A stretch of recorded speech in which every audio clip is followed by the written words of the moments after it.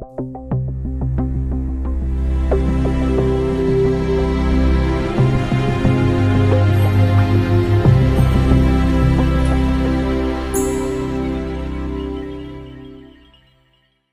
nuevo, estamos hoy hablando de un profeta que sin lugar a duda figura entre uno de los menos conocidos del Antiguo Testamento.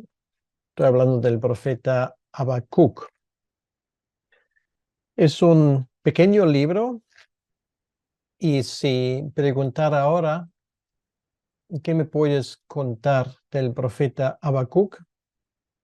Posiblemente la respuesta sería escasa, pero algunos tal vez se acuerdan que una de las citas más conocidas del Nuevo Testamento viene de este profeta. Y esto habla de la justificación por la fe. De esto vamos a hablar en unos momentos, pero vamos a acercarnos poco a poco a este hombre, Habacuc. El libro profético, como ya lo hemos visto con otros profetas del Antiguo Testamento, toma su título de su autor, Habacuc, y es la única información confiable que tenemos sobre él y de su actividad profética. Solamente tenemos información de él que viene de este libro que lleva su nombre. Incluso, y esto parece increíble, tengo que decir también como estudioso del original hebreo, hasta el significado de su nombre es incierto, aunque hay sospechas y hay algunas pistas, pero a día de hoy nadie puede decir con seguridad qué exactamente significa su nombre. Ahora, la referencia en el versículo 1 es bien escasa. La profecía que vio el profeta Habacuc, dice allí. Y eso podría implicar que era más bien en contra de lo que se puede pensar, bastante conocido en su tiempo, ¿vale? Porque no hay más introducción. Y normalmente cuando no hace falta decir mucho sobre alguien, resulta que ese alguien, por regla general, es bastante conocido. También su uso de las tradiciones culticas y de la sabiduría de Israel en su profecía han dado lugar a la idea de que podría tratarse de un profeta que de alguna manera está relacionado con el culto en el templo de Jerusalén. Sin embargo, podemos estar seguros de que en este libro nos encontramos con un verdadero profeta que tiene un celo ardiente por la gloria del Señor. De esto no cabe ninguna duda.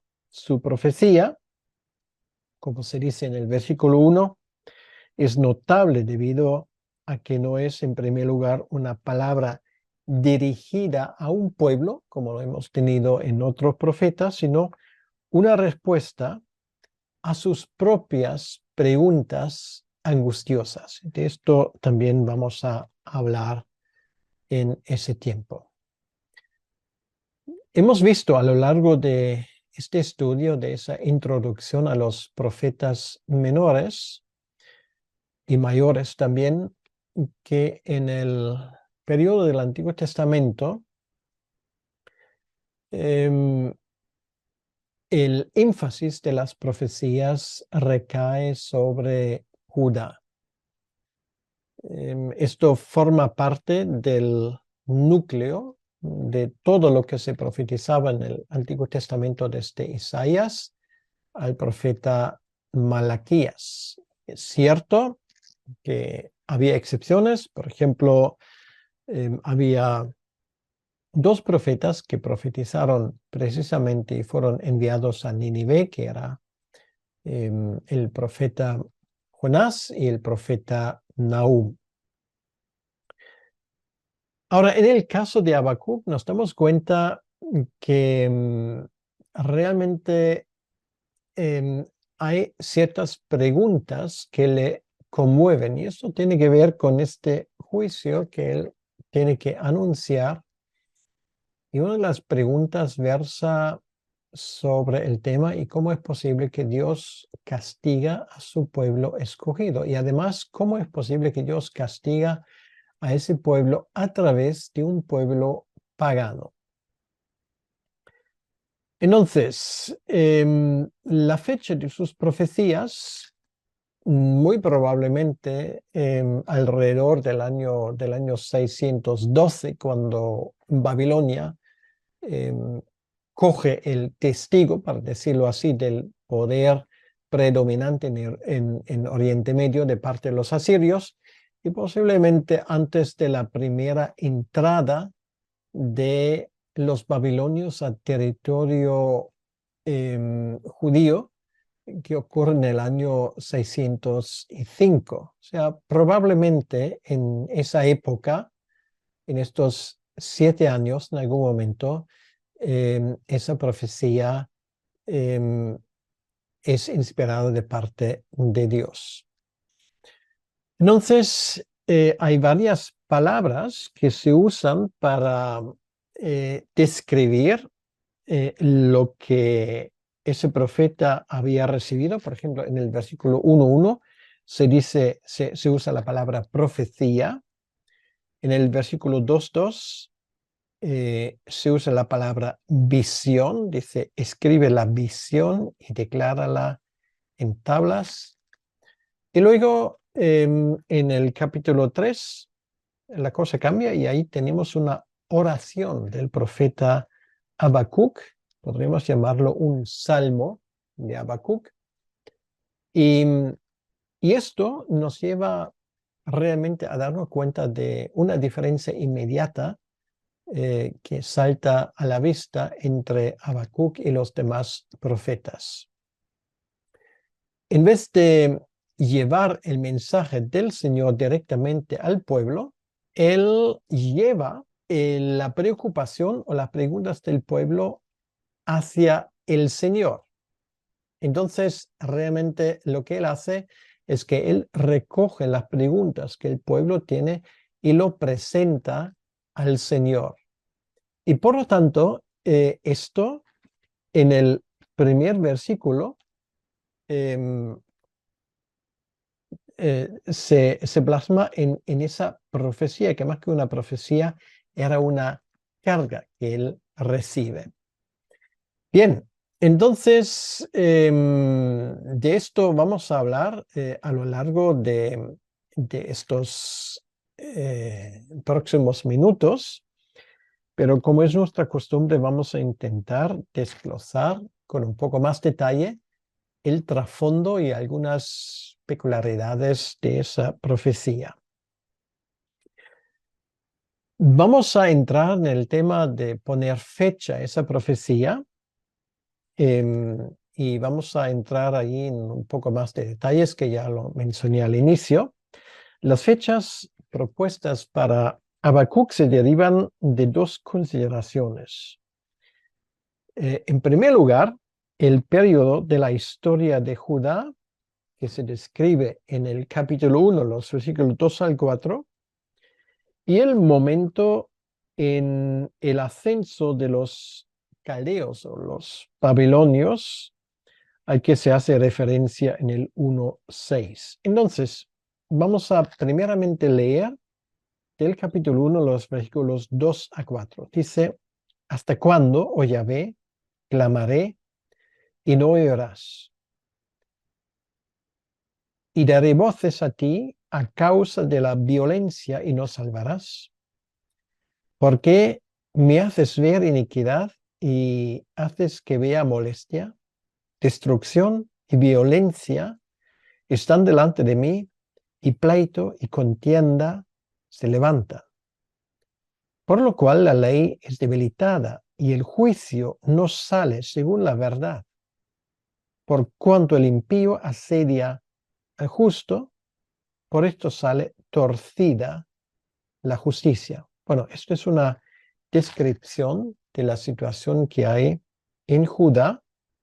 Y luego dice el versículo 6 del mismo capítulo, porque he aquí yo levanto a los caldeos. Bueno, los caldeos son los babilonios, nación cruel y presurosa que camina por la anchura de la tierra para poseer las moradas ajenas.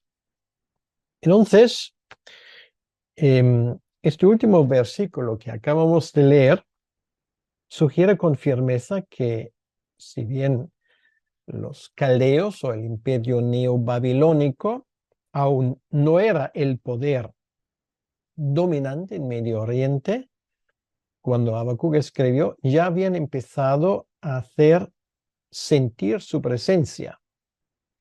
Entonces, lo que acabo de decir, esto es algo que encaja muy bien alrededor de este año 612. Bueno, de hecho, 14 años antes ya empezó ese ascenso de los babilonios, cuando los caldeos o los babilonios bajo el mando de Nabopolassar tomaron el control de Babilonia de los asirios, ¿vale? Esto es la primera fecha cuando otra vez los babilonios se dejan notar.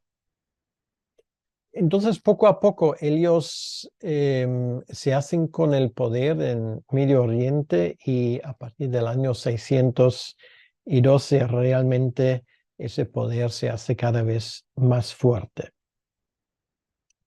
Entonces, dado que el contenido de esos versículos 2 al 4 del capítulo 1 no coincide con el carácter reformador del reinado de Josías, una fecha posterior a su muerte en el año 609, resulta más probable. Entonces, es posible para ser incluso un poco más exacto en cuanto a la fecha cuando se escribe esto. Esa profecía bien podría haber sido escrito después de la muerte de Josías del año 609 hasta cuando por primera vez aparecieron los babilonios ante las puertas de Jerusalén. Entonces realmente nos permite fechar esa profecía con un margen de tal vez 3 años, entre el año 608, vamos a decir, y el año 605, 606. O sea, esto es con toda probabilidad el momento cuando Habacuc da su profecía. O sea, antes de la primera llegada de los babilonios, cuando roban los utensilios sagrados del templo y se llevan unos cuantos judíos, entre ellos Daniel. Esto ocurre en el año 605. Y ese final del reinado de Josías en el año 609. Entonces, el deterioro moral y espiritual en Judá se había acelerado cuando el rey y el pueblo desobedecieron de una forma insolente a las leyes del pacto. Ya empezaron con esto de nuevo poco antes de la muerte del rey Josías. Entonces, bueno, nos damos cuenta que efectivamente simplemente con estas simples deliberaciones somos capaces de dar una fecha bastante exacta a esa profecía. Pero volvemos a la historia. Como ya lo mencionamos, en el año 626 cae Nínive. De hecho, hablamos, o esto es el tema de la profecía del profeta Nahum. Y los babilonios poco a poco avanzan en todas las direcciones, sobre todo empujan hacia occidente y ya forman una amenaza no solamente para Israel o para Judá, sino también para Egipto. Entonces, el dominio de Babilonia no se estableció claramente hasta la batalla de Carquemis en el año 605, ¿vale? O sea, es otra fecha muy importante y es este año 605 cuando el faraón Necao el segundo y su ejército llegaron para asistir a los asirios contra Babilonia y fueron completamente derrotados por Nabucodonosor el segundo. Y es posible, incluso probable, que la mayor parte del ministerio de Habacuc se diera durante el reinado de Joaquín, es decir, a partir del año 609 hasta el año 598. O sea, por lo menos la primera parte, como dije, creo que se puede fechar con bastante exactitud al año 608 hasta el año 606. Pero luego, claro, hay partes posteriores, como el capítulo 3 con el famoso Salmo de Habacuc, pero todo indica que él llevaba a cabo su ministerio en ese tiempo de Joaquín, con el primer capítulo ocurriendo antes de este emblemático año 605. Bueno, son muchos números, pero yo creo que si cogen esta tabla donde queda especificado el reinado de los reyes de Judá y de Israel y el tiempo de la actividad de los profetas, yo creo que esto tampoco va a llegar a ser tan complicado. Hace falta un poco de trabajo para familiarizarse con estas cosas, pero estoy seguro que esto se consigue. Entonces, los capítulos 2 y 3 obviamente serían escritos después de esta fecha 605. Bueno, hablamos un poco de algunas características de este profeta. Habacuc es una profecía inusual en el sentido de que no hay un discurso público directo para el pueblo. Lo que dije al inicio, él más bien en vez de hablar al pueblo o hablar a los gobernantes de su tiempo o hablar al pueblo correspondiente al que se dirige su mensaje, él más bien lleva a Dios las preguntas que tanto los gobernantes como el pueblo pueden haberse hecho.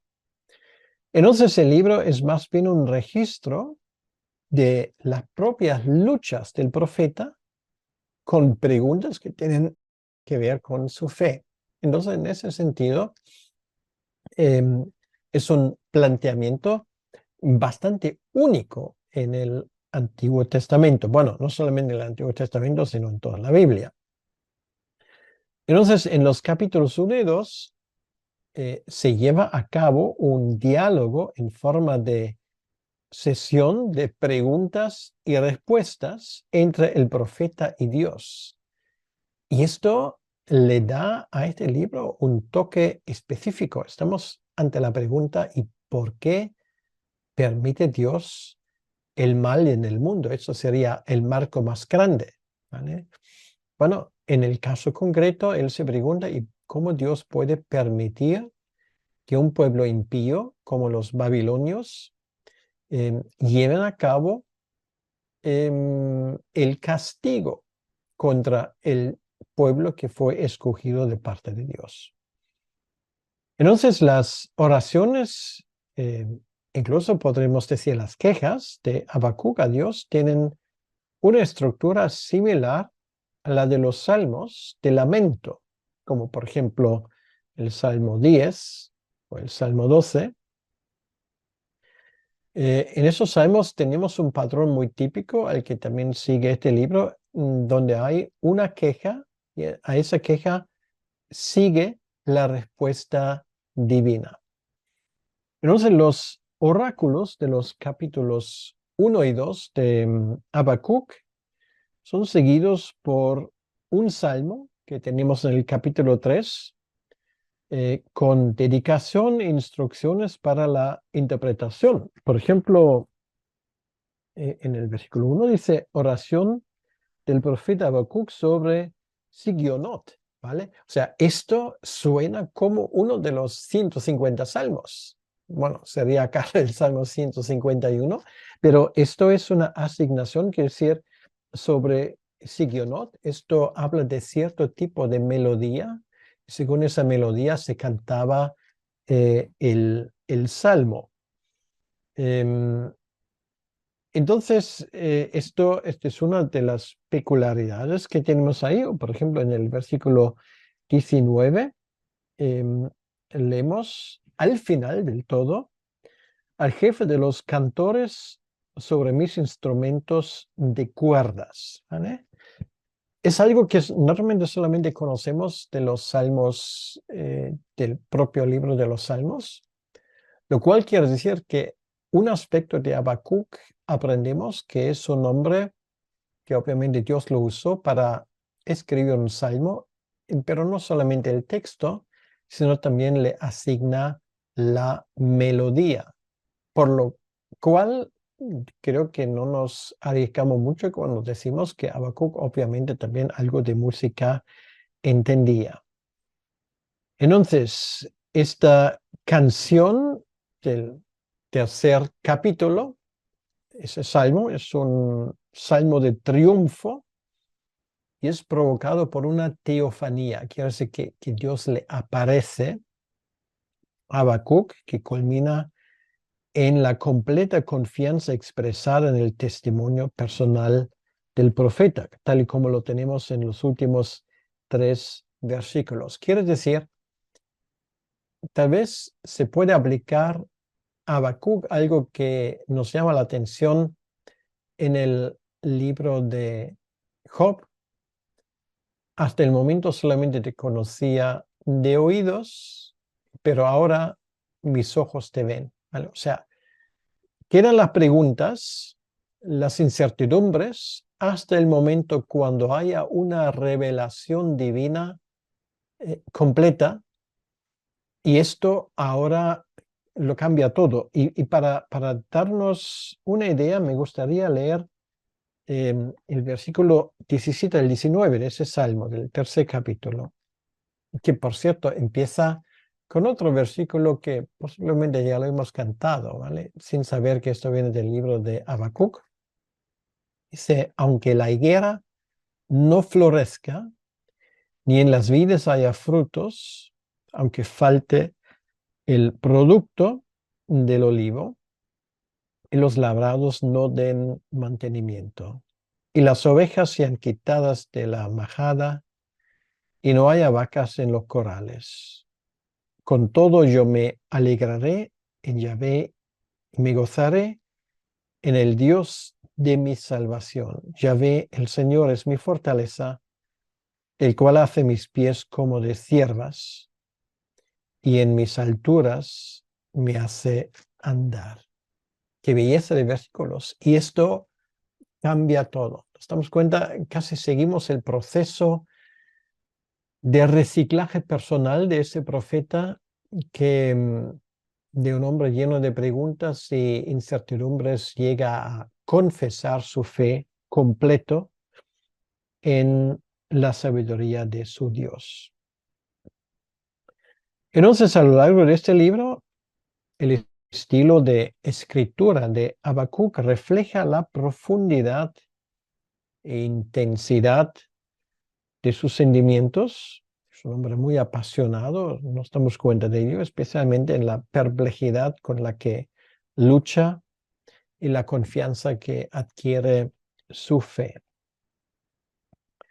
Entonces, podemos decir que los profetas no solo fueron predicadores inspirados de mensajes divinos para el pueblo de Dios, sino también compartieron la carga del Señor por su mundo quebrantado y su profunda preocupación por su pueblo obstinado. Entonces ellos viven de cerca la desobediencia del pueblo, entienden lo que esto significa y se dan cuenta que la razón de este problema que surge es precisamente la desobediencia del pueblo. En ese aspecto, tal vez hay uno de los profetas grandes que se asemeja bastante a Habacuc, que es el profeta Jeremías. Pero aún más que con Jeremías, el diálogo de Habacuc con Dios y sus persistentes oraciones toman el lugar de la predicación profética como el corazón del mensaje del libro. No es tanto su mensaje, su predicación, su instrucción, es más bien su oración y su preocupación lo que prevalece. De la misma manera como ya lo hemos visto con el profeta Nahum, también Habacuc tiene un problema al inicio con el control soberano de Dios sobre los asuntos humanos, no cuando Él interviene en juicio, sino más bien en los momentos en que no hace evidente su control. Porque parece que cuando los babilonios se avanzan y vienen para destruirlo todo, entonces, claro, surge la pregunta, ¿y cómo Dios puede permitir eso? ¿Y cómo encaja esto en los planes de Dios? ¿Por qué no interviene Dios? ¿Por qué deja que un pueblo pagano haga daño al pueblo escogido de Dios? Habacuc, incluso podremos decir que experimentó una profunda crisis espiritual debido a la aparente indiferencia del Señor a las espantosas condiciones espirituales entre su pueblo. Bueno, de esto ya hemos hablado, que son precisamente los versículos 2 al 4 del capítulo 1. En particular, Habacuc está atribulado por la aparente inacción de Dios cuando la sociedad en Judá está dominada por los malvados. O sea, ¿por qué lo permite Dios? ¿Vale? Esto es la pregunta. ¿Por qué permite Dios que los injustos oprimen al justo? La ausencia de una vida de obediencia, según el pacto, era peligrosa para el pueblo de Dios, pero lo era aún más el rechazo al Señor del pacto y un insulto hacia Él. Debido a que solo la intervención divina podría cambiar esta situación letal, Habacuc fue persistente en su petición, aún más en su solicitud al juez celestial, incluso cuando parecía ser en vano. Y a esto el Señor reveló como respuesta que estaba a punto de hacer algo que nadie esperaba. Este es el versículo 5 del capítulo 1, cuando dice: mirad entre las naciones y ved y asombraos, porque haré una obra en vuestros días que aun cuando se os contare, no lo creeréis. Él iba a levantar a los caldeos como sus instrumentos de juicio. Esta es la idea. Sin embargo, para Habacuc, esta cura contra los males que asolaban a Judá parecía incluso peor que la enfermedad. Y solo empeoró la angustia del profeta. Solamente hay que leer los versículos, o sea, el resto del capítulo, el 12 al 17, para palpar algo de su angustia, de su desesperación. ¿Cómo podría el Dios Santo, quien no puede tolerar el mal, usar tal pueblo malvado para cumplir sus propósitos? Y esto le lleva a la pregunta: ¿realmente Dios distingue entre el bien y el mal en su soberanía sobre la historia? Nos damos cuenta que esas luchas internas de Habacuc, de una forma muy inusual, se dejan notar en su mensaje profético. Ahora, convencido de que los acontecimientos de la historia no estaban determinados por un destino ciego, sino por el Dios justo y santo de Israel, Habacuc esperó atento en el Señor hasta que recibió una respuesta a sus dolorosas preguntas. Lo tenemos en el capítulo 2, versículo 1. Dice, sobre mi guarda estaré y sobre la fortaleza afirmaré el pie y velaré para ver lo que se me dirá que he de responder tocante a mi queja. ¿Vale? Y incluso lo llama queja. Es como si se tratara de un libro de reclamaciones. Ahí, pues, Habacuc firma, pone su queja. Dios, ¿cómo puedes permitir ese tipo de cosa? Y la respuesta del Señor viene en la visión presentada que tenemos en el capítulo 2, versículos 2 y 3, la cual proporciona una verdadera perspectiva de la historia. Y esto es muy interesante porque también debería influenciar nuestra forma como ver la historia. Y permíteme que voy a leer esto porque me parecen unos versículos sumamente importantes también para nosotros hoy. Dice, y Yahvé me respondió y dijo, escribe la visión y declárala en tablas para que corra el que leyere en ella. Aunque la visión tardará aún por un tiempo, mas se apresura hacia el fin. Y no mentirá. Aunque tardare, espéralo, porque sin duda vendrá y no tardará. Bien, esa perspectiva no resuelve todas las preguntas dolorosas del profeta, sino lo que sí hace, le enseña al pueblo de Dios el camino de la vida del pacto aquí y ahora. Es lo que tenemos en los versículos 3 y 4. Esa manera es perseverar en la esperanza. Perseverar en la esperanza. Y dicho sea de paso, es un mensaje poderoso también para nuestros tiempos actuales. Esa manera es perseverar en la esperanza, esperando con confianza el cumplimiento de la infalible promesa del Señor. Aunque los caminos de Dios podrán ser inescrutables, sus propósitos son consistentes. Culminan en verdadera vida para el fiel, pero en aflicción y muerte para el autosuficiente y para el arrogante. La presencia del Señor en su templo afirma su señorío sobre la historia y garantiza que al final sus legítimas demandas al mundo entero serán reconocidas universalmente.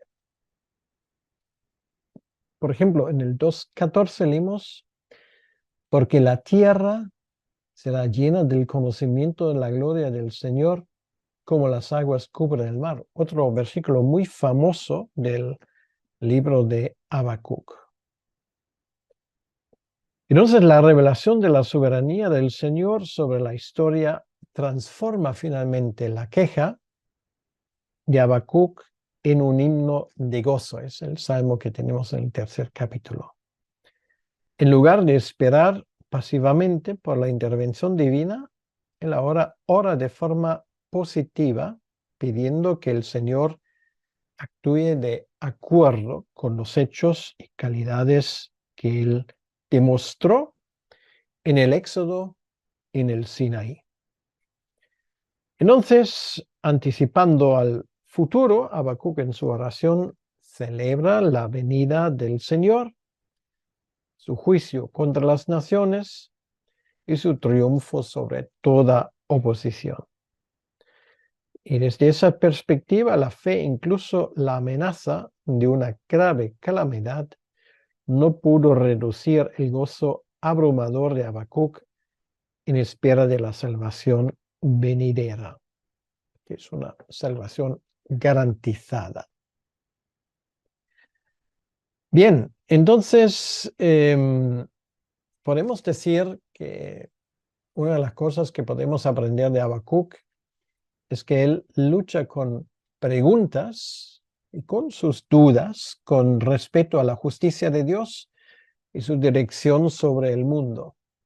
A pesar de su desconcierto, no desiste en su compromiso, en su comprensión de Dios como un refugio ante la confusión y la dificultad. Le llama a Dios su roca.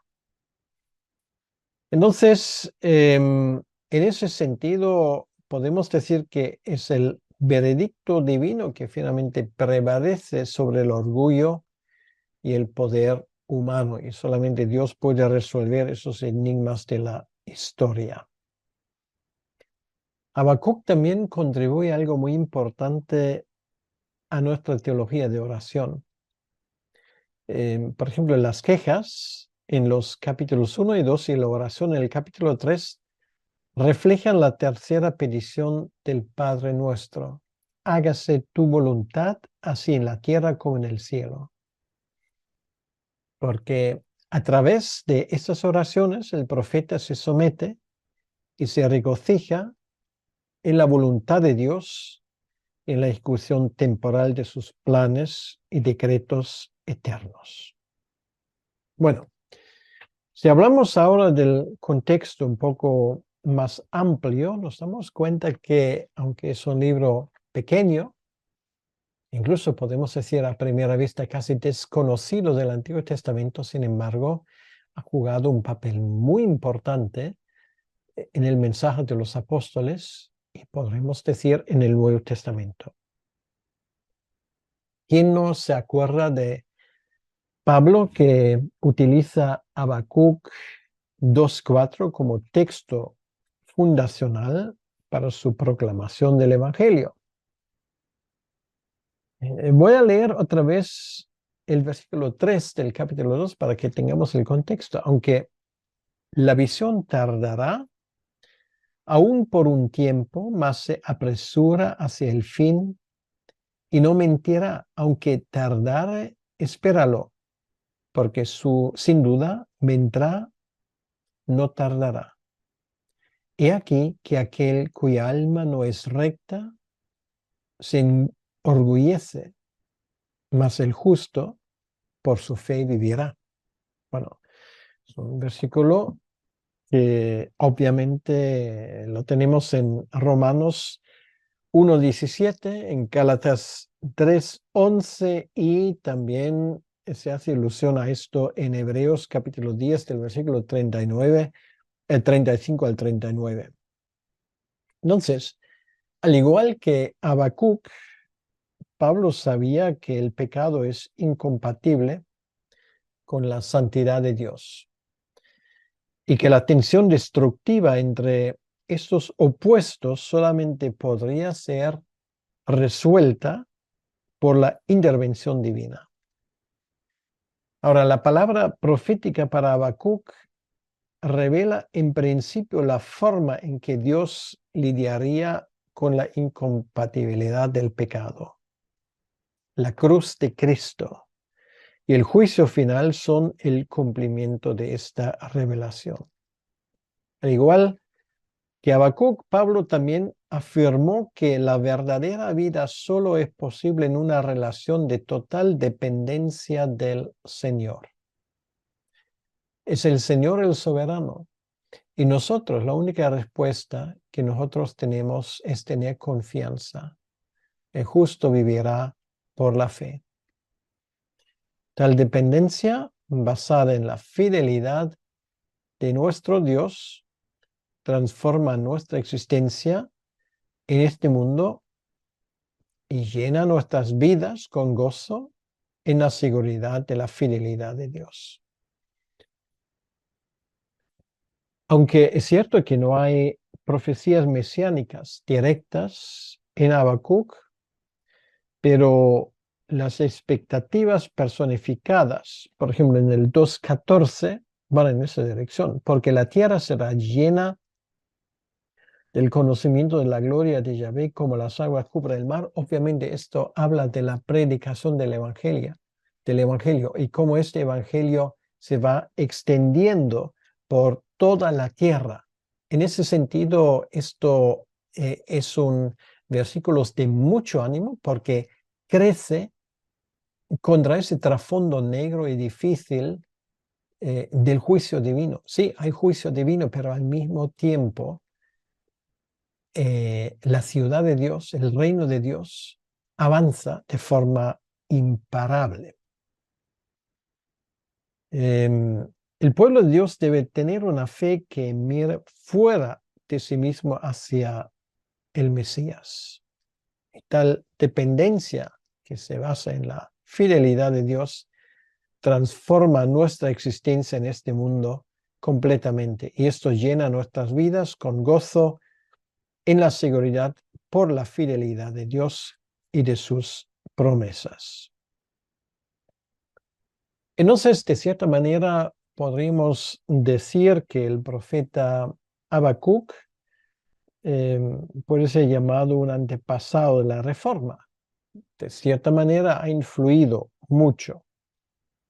Los conceptos clave de su predicación, tomados por Pablo, influyeron profundamente en Lutero y en Calvino, y finalmente se convirtieron en uno de los lemas de la Reforma, solo por la fe. Bueno, las raíces de esta afirmación se encuentran precisamente en el profeta Habacuc. Y solo la perspectiva de la fe o la confianza que persevera y obedece a Dios proporciona una existencia significativa en el mundo. Entonces, nos damos cuenta que lo que a primera vista parece un libro, bueno, desconocido y hasta a veces a primera vista complicado, finalmente nos damos cuenta de que es un libro que es lleno de un mensaje vibrante realmente para nosotros. Simplemente me gustaría decir y desglosar un poco más este mensaje de Habacuc. Entonces, para resumirlo de alguna manera muy sencilla, la forma como se divide el libro, que es que ahora vamos a hablar del bosquejo. Una vez más, es un bosquejo muy fácil de averiguar. Es una de las cosas que nos llama la atención, que los bosquejos de los profetas del Antiguo Testamento no son ni muchísimo menos complicados, sino son fáciles de entender. Entonces, en el primer versículo tenemos esa pregunta formulada muy claramente: ¿cómo puede el Señor justificar la aparente indiferencia de Dios ante las actuaciones de los malvados? Y la respuesta de Dios es que no es que se me escape y tampoco es cierto que no tenga interés, sino Dios actuará, que será difícil de sondear. ¿Qué es lo que Dios va a hacer? Bueno, Él va a llamar a los caldeos, los babilonios, para ejecutar su juicio. Así que a esa primera pregunta de Habacuc, ¿y por qué Dios permite la injusticia? Él dice, bueno, está a punto de pasar algo tremendo. Voy a llamar a los babilonios y ellos castigarán a los culpables. Dios está usando una nación violenta que en su arrogancia piensa que sirve a sus propios dioses, pero realmente tiene que servir al propósito de nuestro Dios. Y esto, por cierto, es muy interesante también para nuestros tiempos. Sé que también en el círculo cristiano hay todo tipo de lo que se llama teorías de conspiración. Que sepamos una cosa, los mandamases de ese mundo pueden pensar y hacer sus planes, todo lo que ellos quieran, pero Dios siempre actuará según sus propósitos, ¿vale? Que no debemos de olvidar esto nunca, jamás. Y esto es muy importante para nosotros, para no olvidarlo nunca, jamás. Entonces, esto lleva a la segunda pregunta. Y Habacuc dice, ¿cómo te has dicho que vas a traer los babilonios precisamente a los babilonios para castigar al pueblo? Entonces, ¿cómo puedes tú, siendo un Dios santo, servirte de un pueblo aún mucho peor que nuestros propios malhechores? O sea, Habacuc no lo entiende. Y llega a ser una auténtica preocupación para él. Y bueno, la respuesta de Dios es precisamente que el justo por la fe vivirá. ¿Vale? O sea, esto es la pregunta. Em, Otra vez, una tremenda respuesta también para nuestros tiempos. Y luego la segunda respuesta a esa pregunta, no te preocupes, Dios también juzgará al orgulloso. O sea, tampoco Babilonia finalmente escapará. En España hay un dicho que dice a todo cerdo le llega su San Martín. Quiere decir que llega el tiempo, llega el momento. O sea, la respuesta a la segunda pregunta de Habacuc es, sí, Dios usa una nación injusta como Babilonia para castigar a otra nación injusta que es Judá, pero la actuación de Babilonia también será juzgada.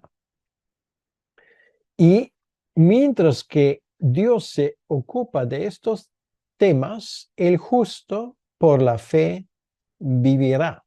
Y esto es, de verdad, es el mensaje central del libro y es tan importante para ti y para mí. ¿Vale? O sea, en el mundo pueden pasar muchas cosas. Deja que Dios gobierne este mundo según sus planes.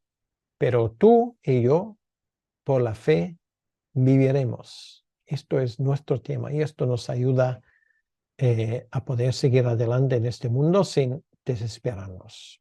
Y bueno, en su salmo, y esto es ya el paso lógico, el tercero, en su oración, él glorifica a Dios a través de lo que dice.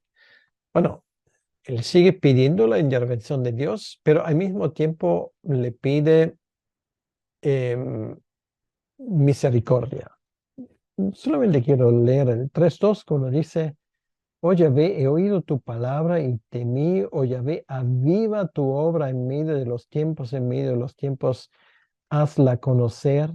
En la ira acuérdate de la misericordia, el gesed, el amor del pacto. Un tema muy importante en otro profeta que es Oseas, ¿se acuerdan? Espero. Luego, él ya da la gloria a Dios por su intervención en el pasado, como él en tantas ocasiones en el pasado ha liberado al pueblo. Y luego finalmente esto le lleva a la profesión de fe, a la forma como él finalmente dice en sus palabras que los caminos de Dios son rectos.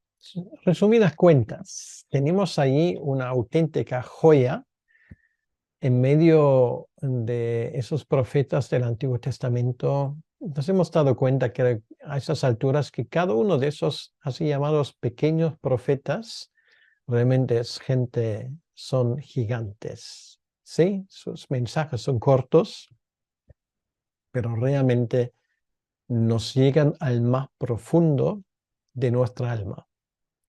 Y esto hace de ese estudio de los profetas menores una tarea muy interesante. Bueno, nos quedan todavía algunos y les invito a seguir conmigo esos estudios para que esa parte del Antiguo Testamento deje de ser una incógnita para ustedes. Vamos a terminar en oración. Señor, gracias te damos en este día por este privilegio de estudiar tu palabra y pedimos, Señor, que tú bendigas lo que acabamos de estudiar. Ese profeta Habacuc con su mensaje tan sincero, sus preguntas tan sinceros y luego la forma como él te glorifica. Gracias que le inspiraste a escribir esa frase, el justo por fe vivirá. Y cuando este libro nos habla de que el conocimiento del Señor ocupará la tierra,